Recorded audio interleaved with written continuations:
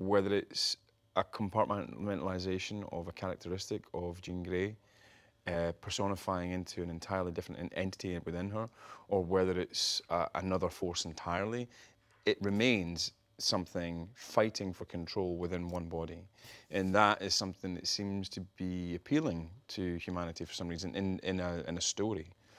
I don't know why that is. Maybe it speaks to our paranoia and fears of not truly being in control of ourselves and doing things so out of character that it feels like that wasn't me. We say that all the time. That wasn't me doing that.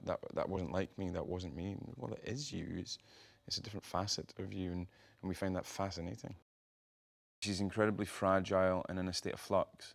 And as a sort of correctional father figure and figure of authority, I try and help her. But then I guess, and that's me as a philanthropist and as a caregiver and as somebody who just believes that the children are the future, you know. But then we pick the story up 20 years after that, and I seem to have forgotten somehow, probably to do with my own ego and my own growing fascination with my own legacy.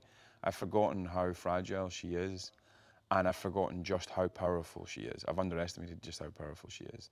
And so I push this fragile, volatile, dangerous person to breaking point, and I do help in breaking her.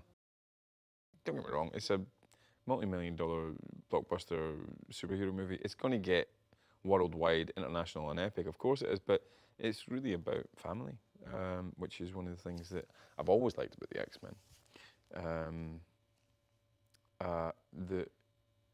The X-Men are generally, the X-Men movies, cartoons, comic books and all that are generally at their best when we're fighting ourselves.